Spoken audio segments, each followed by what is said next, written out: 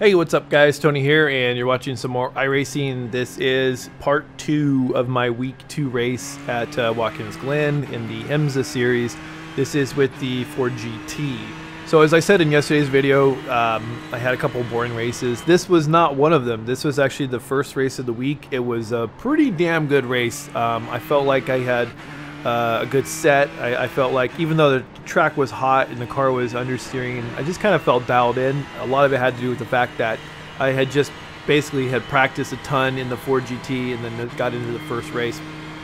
Unfortunately, this race does end early for me, not because of a wreck, but because of air quotes that you can't see, engine failure. Basically, I had the first internet power outage, if you will, or service outage that I've ever experienced with this ISP. I've been using Cox Communications for, gosh, a very long time, and I've never had the service just shut down. And so mid-race, all of a sudden, everyone on the screen just disappears, and I was like, uh-oh, that's not good.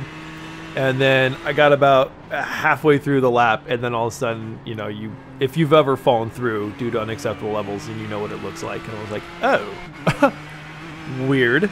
And so jumped on my phone, and of course I checked, and it's like, oh, there's a service outage in your area. I was like, God damn it. It was a pretty good race, but it was sort of fortuitous because I got into that race not knowing it was a 75-minute race, so I thought it was a 45-minute race, and I was gearing up just for a quick 45-minute run and go to bed. I was not prepared for a 75-minute race at 11:45 p.m. So the races that I got into this week were all 11:45 p.m. So I was getting to bed at about 1:30, probably close to 2 o'clock after, you know, I had sort of unwinded. So anyways, back to the car. So as I did last week, I went to the virtual racing school, downloaded the data packs, the sets for both cars. And so like last week, they felt pretty good. So the set felt pretty good. The temperature being hotter, the car did understeer, and that's just sort of a consequence of it being a hotter environment. But overall, I kind of felt like the car was underneath me.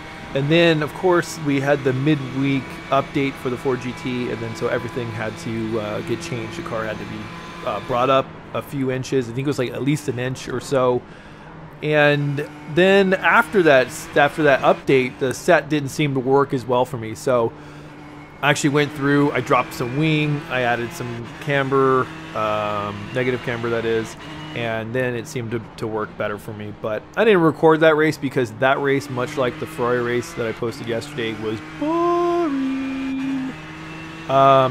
It was another race where I think I qualified in third and passed the guy who was in second, and the guy who was in first was stupidly fast.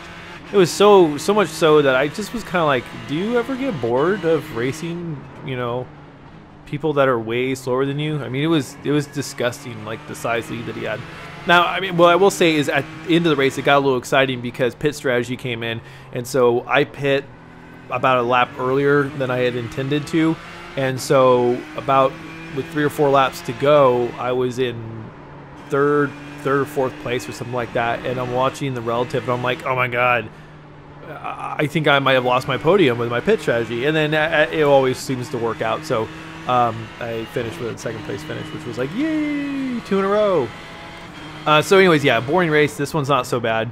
But the car, like I said, after the beginning of the week, it felt great. And I didn't really feel like I needed to do anything to the set. At the end of the week, though, I felt like I needed to drop some wing out because, as I mentioned in yesterday's video, the car just didn't seem to have the top-end speed that the Ferrari has, and it just doesn't seem to get out of the corners very well speed-wise by comparison to the Ferrari.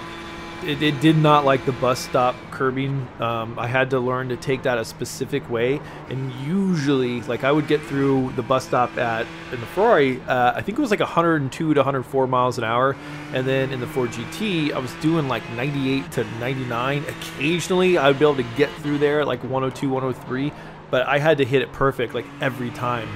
And I had to avoid that first, going through the bus stop, there's that first set of curbing, and if you hit it wrong, the car was severely unsettled, and you had to be very ginger about getting back on the throttle.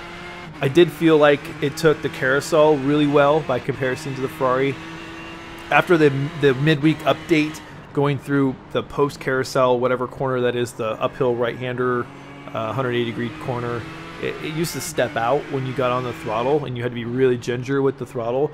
But after the update and the changes I made, I was able to kind of thunderfoot it and make it up the hill a little bit cleaner with a little less sideways action.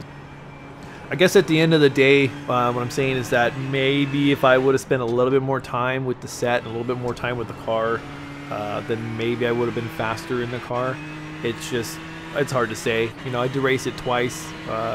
Basically 2 different sets, 2 different temperatures too. The temperatures this week were all over the place and not in the good way. Although I got in a couple practice sessions that were just amazing, didn't translate to great race sessions, so say love you. Anyways, guys, I'm gonna let you guys watch the rest of this race. Hopefully you guys enjoy it. Hope you guys are enjoying this series.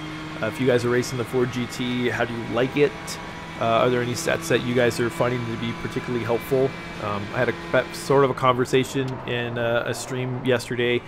Basically, I don't really have a problem with the VRS sets, but the person that decided to chime in was telling me how awful they were and whatever. So sets are like everything.